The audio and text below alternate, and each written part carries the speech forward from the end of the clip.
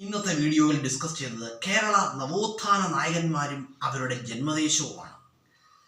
നമുക്ക് ക്വസ്റ്റ്യൻസിലേക്ക് കടക്കാം. ശ്രീനാരായണ ഗുരുദേവന്റെ ജന്മദേശം എവിടെയാണെന്നറിയാമോ? ശ്രീനാരായണ ഗുരുദേവന്റെ ജന്മദേശം തിരുവനന്തപുരം ജില്ലയിലെ ചെമ്പഴന്തിയാണ്. അതുപോലെ തന്നെ ചട്ടമ്പി സ്വാമികളുടെ ജന്മദേശം എവിടെയാണ്? തിരുവനന്തപുരം ജില്ലയിലെ കണ്ണൻമൂല. തിരുവനന്തപുരം ജില്ലയിലെ കണ്ണൻമൂല. അതുപോലെ തന്നെ മന്നത്ത് പത്മനാഭന്റെ ജന്മദേശം എവിടെയാണ്? കോട്ടയം ജില്ലയിലെ ചങ്ങനാശ്ശേരിക്ക് അടുത്തുള്ള പെരുന്നയിലാണ് ആര് ജനിച്ചത്? മന്നത്ത് പത്മനാഭൻ ജനിച്ചത്. അയ്യങ്കാളിയുടെ ജന്മദേശം എവിടെയാണ്?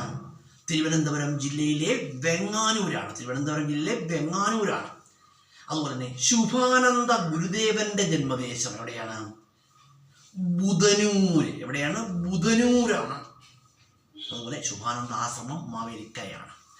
അതുപോലെ പറയുകയാണെങ്കിൽ ആഗമാനന്ദ സ്വാമികളുടെ ജന്മദേശം എവിടെയാണ്? പന്മന. കൊല്ലം ജില്ലയിലെ പന്മനയിലാണ്. അതുപോലെ തന്നെ വാഗ്ഭടാനന്ദന്റെ ജന്മദേശം എവിടെയാണ്? വാഗ്ഭടാനന്ദന്റെ ജന്മദേശം കണ്ണൂർ ജില്ലയിലെ പാട്യമാണ്. അതുപോലെ എ കെ ജിയുടെ ജന്മദേശം എവിടെയാണ്?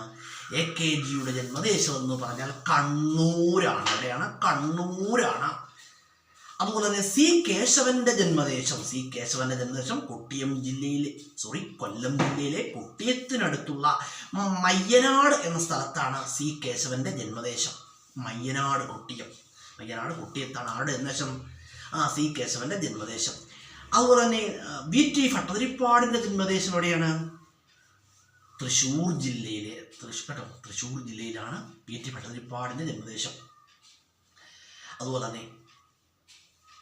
പറയുകയാണെങ്കിൽ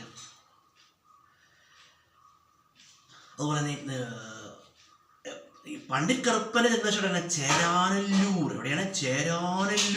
കർണാടകത്തിലെ ചേരാനെല്ലൂരാണ്. സ്വദേശാഭിമാനി രാമകൃഷ്ണപിള്ളയുടെ ജന്മദേശം എവിടെയാണ്?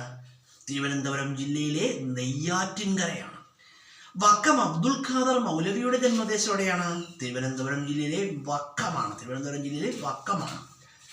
അതുപോലെ തന്നെ ഫാത്തിമ ബീവിയുടെ ജന്മദേശം എവിടെയാണ്? ഫാത്തിമ ബീവി സുപ്രീം കോടതിയുടെ ജഡ്ജിയാകുന്ന ആദ്യത്തെ വനിതയാണ്.